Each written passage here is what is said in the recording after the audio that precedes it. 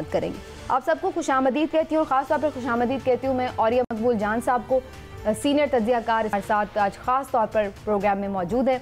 औरिया मकबूल जान साहब, आपका भी बहुत बहुत शुक्रिया, आपने वक्त निकाला हमारे शो के लिए। आज बात का आगाज़ मैं आप ही से करूँगी। सर, पेट्रोलियम मसनूआत की कीमतें जिस अंदाज से बढ़ाई गई हैं एकदम, पिछले 2-3 दफ़ा उन्हें एक जगह पे मेंटेन रखकर बड़ा क्रेडिट लिया जा रहा था और मरीम नवाज साहिबा ने भी इसहाक डार साहब को कहा कि वेल डन, बड़ा कोई ज़बरदस्त काम किया, और फिर उसके बाद एक साथ ही अवाम का कचूमर निकालने का जो ये सामने सिलसिला फैसला नज़र आया। तो सर, आप क्या समझते हैं प्रॉब्लम कहाँ पर है? ये इनका डिसीजन टेकिंग जो था उसमें मसला है, या फिर हम वाकई इतने मईशत के गर्दाब में फंसे हुए हैं कि ये कोई भी होता तो हमें यही करना पड़ता? देखिए, पहली बात यह है कि आईएमएफ आपसे बिल्कुल नहीं कहता कि पेट्रोल की कीमत बढ़ाओ या किसी और तरह की अपना चीजों की मसनूआत की बिजली की कीमत बढ़ाओ। आईएमएफ कहता है कि तुमने इतने कर्जे लेने और ले चुके हो कि किस्त अदा करनी है, इसका जितना भी जहां से बनती है टैक्स उसको क्रैक करके इकट्ठा करो। अब मैं छोटी सी मिसाल देता हूँ। ये आपकी आवाज, माजरत के साथ आपकी आवाज का थोड़ा इशू आ रहा है, बात फिर मुझे सुनने में कुछ मजा नहीं आ रहा।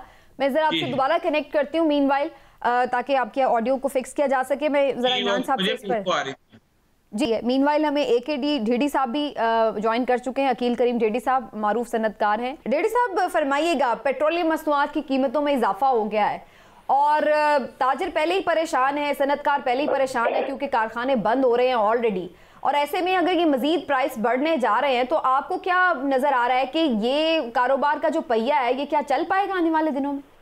देखें, मुश्किल टाइम जरूर है, लेकिन ये सारी चीजें जो हम कर रहे हैं ये हमने कमिटमेंट की हुई थी, और वो कमिटमेंट हम ऑनर नहीं करते तो उससे ज्यादा नुकसान होता था हमें। तो सोचना ये है कि क्या हमें मुल्क को बचाना है, तो मुल्क बचाने के लिए आपने आईएमएफ से जो कमिटमेंट की थी ये बहुत जरूरी था कि आप उनकी बातों को ऑनर करें। अगर ना करने की सूरत में मुश्किलात ज्यादा बढ़ जाती है। अब मसला ये नहीं है, मसला ये है कि अगर आपकी इनकम नहीं है तो आप खर्च कैसे कर सकते हैं। हमारे मुल्क में तो आप देखें ना कि लोग जिस तरीके से खर्च कर रहे हैं, ये मतलब हमारा मुल्क तो अफोर्ड ही नहीं कर सकता। हमारे इंपोर्ट का बिल देखें, वो बिल अब पिछले दिनों जब इन्होंने डीजल की प्राइस बढ़ाई थी तो डीजल की खपत कम हुई थी। अब पेट्रोल महंगा हुआ है तो डेफिनेट इसमें डिमांड में कमी आ सकती है, और हमें बहुत सारे और डिसीजन लेने पड़ेंगे। अभी तो ये स्टार्ट है। आप ये ना समझे कि पेट्रोल की कीमत बंद करके बढ़ाने के बाद हमारे मसाइल खत्म हो गए। अभी हमें और बहुत बड़े बड़े स्टेप्स लेने की जरूरत है। अभी तो मिनी बजट भी आना है, उसमें नए टैक्सेस भी लगने हैं, और ये सारा कुछ हम जो कर रहे हैं ये अगर न करेंगे तो ज्यादा नुकसान होगा। करने की सूरत अकील भाई, आपकी गहरी नजर होती है स्टॉक एक्सचेंज पे। स्टॉक एक्सचेंज की जो सूरत हाल है और माशी जो सूरत हाल है, आप क्या समझते हैं इसका बराह रास्त असर अब स्टॉक एक्सचेंज पे कितना पड़ेगा? देखिए, इम्पैक्ट तो हर चीज पे आता है, लेकिन बहुत सारी कंपनी, मार्केटिंग वगैरह कंपनी है, ऑयल कंपनी है, उन पे पॉजिटिव इम्पैक्ट भी आएगा, क्योंकि गवर्नमेंट अगर कलेक्शन नहीं करती है और सब्सिडी देती है और $20 की गैस मंगवा के $8 की बेचती है, तो गवर्नमेंट के इस डिसीजन से हमारी इक्विटी मार्केट पे तो नेगेटिव इम्पैक्ट आता है। अब ये होगा कि गवर्नमेंट को कम से कम सब्सिडी अभी भी वो दे रहे हैं, लेकिन उनको कम देनी पड़ेगी, कम से कम इनके सर्कुलर डेट में कमी आएगी। तो ये सारी चीजें हमें खुद को करनी चाहिए। हमने तो ये आईएमएफ की डिमांड पे किया है, लेकिन हमें तो ये डिसीजन अपना खुद लेना चाहिए, क्योंकि आपके घर की अगर इनकम लाख रुपए है और अगर आप 4 लाख रुपए खर्च करेंगे तो आपके घर का हाल क्या होना है, बुरा हाल होना है। हमने तो पाकिस्तान को मार मार के पता नहीं किस लेवल पे ले गए। अब अगर हम बात करते हैं अपनी कि हम लोगों को नुकसान होगा, तो हमने लाखों अरबों रुपए कमाए भी है, नुकसान डेफिनेट नहीं होगा, लेकिन टफ टाइम है। ढेडी साहब, ये तो लोग कहते हैं ना कि सन्नतकार ताजिर को तो इसलिए इतना ज्यादा फर्क नहीं पड़ता है कि भाई जो उसकी कॉस्ट बढ़ती है चीजों की वो आगे ट्रांसफर कर देता है कंज्यूमर पर, तो उसको क्या लगे कि भाई पेट्रोल बढ़ रहा है। आपकी बात सही है, कंज्यूमर इफेक्ट होगा, गरीब आदमी पे इफेक्ट आएगा, लेकिन ये सारे इंडस्ट्रीज को चाहिए कि जिन जिन लोगों की रोजगार है उनको संभाले, क्योंकि अच्छे टाइम हमने बहुत देखे हैं, तो मुश्किल टाइम में हमें अपने आदमियों के साथ भी खड़ा रहना है, और उस महंगाई का उनके ऊपर इम्पैक्ट नहीं आना चाहिए। हमें उनकी सैलरीज बढ़ानी चाहिए। गवर्नमेंट को साथ साथ IMF की बातें जो मान रही है उसके साथ साथ मिनिमम सैलरी 35-40 हजार रुपए करने की जरूरत है, क्योंकि 60 रुपए का डॉलर आज आप सही कह रहे हैं कि असल में जो पिसता है वो तो सैलरीड क्लास जो है वही पिसती तो है। आपको उनके इम्पैक्ट को दूर करना है और इम्पैक्ट उसी सूरत आप साथ रहिएगा डीडी साहब। और मकबूल जान साहब भी हमारे साथ मौजूद हैं, उनसे भी हम इस मौजू पे बात करें, उनका भी जरा ओपिनियन में शामिल करूं। जी और साहब, आई होप हम आपको सही से सुन पाए, लेकिन जो मैं बात कर रही थी कि ये सारी जो कुर्बानियां हैं, जैसे ढेड़ी साहब भी कहते हैं मुश्किल वक्त है तो कोई बात नहीं, अच्छा वक्त भी देखा है तो मुश्किल में भी हमें साथ होना है ये वो, लेकिन ये मुश्किल वक्त का असर हुक्मरान अशराफिया पे क्यों नहीं नजर आता सर? इनकी कैबिनेट की तादाद तो वही 80 के करीब है, इनके तो जितने मामलात है वो तो वैसे ही जारी है, वो सारा मुश्किल वक्त अवाम पे क्यों आ जाता है सारा? देखिए यही तो वो कहते हैं, वो यहाँ तक हमारा मजाक उड़ाते हैं कि हम आपको एड में पैसे देते हैं, जो आपको जलजला आए, जो आपको सैलाब आए, आपको ये देते हैं, आप उसमें से कमीशन खाते हो और पूरी दुनिया में आप बदनाम हो कमीशन खाने के अंदर।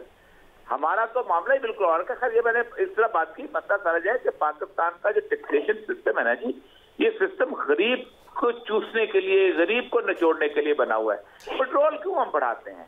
उसकी वजह यह है कि पेट्रोल जो है उसके ऊपर जब टैक्स लगता है तो 1 लीटर जो पेट्रोल डलवाता है ना जी उसमें अंदर मोटरसाइकिल के अंदर, और जो 60 लीटर टैंकी फिल कराता है वो एक ही तरह का टैक्स पे कर रहा होता है, वो एक ही तरह का इजाफा पे कर रहा होता है। ये कहाँ दुनिया के किस मुल्क में होता है? देखिए पाकिस्तान के तो शहरों के अंदर फर्क है। डैडी साहब जहाँ बैठे हुए हैं, मैं हमेशा कहता हूँ कि लाहौर के शराबिया जो है उसको टैक्स देने की आदत ही नहीं है। डॉलमन मॉल जो टैक्स देती है ना जी एक, उसके पूरे का पूरा आपका लिबर्टी और पूरे का पूरा प्राणस रोड उतना टैक्स नहीं देता। ठीक, उसकी बुनियादी वजह यह है कि आपकी एक हुक्मरानों ने आपको एक ट्रेडर सोसाइटी बना के आपको इस तरफ माइल कर दिया हुआ है, टैक्स की एवेजन आप करते हैं। फिर सबसे बड़ी बात यह है कि पाकिस्तान में सबसे ज्यादा इन्वेस्टमेंट जो है वो प्रॉपर्टी में होती है। दुनिया में हम वो लोग हैं जो, मैं मतलब एक कनाल के घर में रहता हूँ ना, तो मैं इतना कम टैक्स देता हूँ कि जैसे मैं इस मुल्क के अंदर मतलब एक मरले के घर में रहने वाला आदमी हूँ। दुनिया में किसी जगह प्रॉपर्टी टैक्स जो है इतना थोड़ा नहीं होता, लेकिन मतलब यह है कि हमारी सारी की सारी इन्वेस्टमेंट उसके अंदर हम अमीरों को चेक ही नहीं करते। एग्रीकल्चर टैक्स हम बिल्कुल लगाते। एक आदमी ने 5 करोड़ का बाग भी बेचा या एक आदमी ने 50 करोड़ का बाग भी बेचा, आपने कुछ नहीं किया, हम उनको चेक नहीं करते। इसलिए हमें का निजाम प्रोपोर्शन के साथ होना चाहिए, लेकिन और हमें यहाँ लगाना पड़ता है। लेकिन इसमें और मकबूल जान साहब, ये जो चूंकि बात हम वहां से स्टार्ट हो रही कि जो पेट्रोल की प्राइस बढ़ने की वजह से, लेकिन अगर हम ये देखें कि जैसे अब ये बात हो रही है कि रशिया से हमारा मुआहदा हो गया है, मार्च में आने लगेगा फ्यूल शायद वहां से कुछ, तो आपको लगता है कि उससे फिर कुछ सूरत हाल में बेहतरी आने की उम्मीद है? वो पेट्रोल हमें सस्ता मिलेगा तो उसकी वजह से हमें उस तरह से कॉस्ट नहीं इसकी बढ़नी पड़ेगी? पूरी दुनिया में पाकिस्तान को मुफ्त पेट्रोल मिलने लग जाए ना, उसके बावजूद भी ये टैक्स लेंगे। पाकिस्तान में आप तारीख तो उठाएं, 3 लेवल पे लो हुआ है पेट्रोल, हमारे यहाँ सस्ता हुआ है कभी? ये उसका सस्ते होने का ताल्लुक ही क्या? ऐसा तो दुनिया में सस्ता हुआ, हमने सस्ता किया? हमारा होगा सस्ता नहीं कभी होगा। पेट्रोल के अंदर जो हर बात हर बंदे ने इस्तेमाल करना है, एक गरीब आदमी ने भी इस्तेमाल करना है, एक रक्शे वाले ने भी इस्तेमाल करना है, एक पराठा वाले ने भी इस्तेमाल करना है, हर बंदे ने करना है। आपको हर बंदे के ऊपर आपको पता है आपने उसको टैक्स लगाना, फिर उसको कहना कौन सा हमारे घर पैदा होता है, हम तो बाहर से मंगवाना पड़ता है। और सबसे बड़ी बात यह है कि आप उसका पेट्रोल का बिल किस तरह का देते हैं। फिर सब आप अंदाजा करें 22% आपका पेट्रोल जो है वो इस वक्त ईरान से आ रहा है, 22%, उस पर कोई टैक्सेशन नहीं, आम आदमी खरीद रहा है। मैं बलूचिस्तान में 24 साल गुजारे, आज जाके देख लें, आप क्यों नहीं उसके रेजरवायर वहां बनाते? आप क्यों नहीं बड़े बड़े रेजरवायर बनाते, उसके अंदर वो डालते और आगे लेके जाते? आप उसके एक लीगलाइज सूरत। पाकिस्तान में 2 चीजें हैं।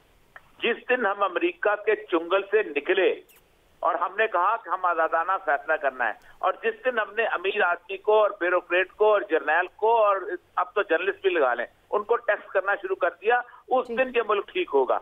आप मुझे ये बताइए कि हम 10 प्लॉट, मैं अक्सर कहता हूँ ये 5 करोड़ की कबर है, ये 10 करोड़ की कबर है, हमने कबरें बना के रखी हुई है पाकिस्तान के प्लॉट के अंदर। कभी किसी पे टैक्स लगा कि तुम 1 साल तुमने प्लॉट जाए वो ये 5 करोड़ टैक्सेशन का निजाम बेहतर करने की जरूरत है, जो मैंने आपकी गुफ्तगू से नतीजा निकाला।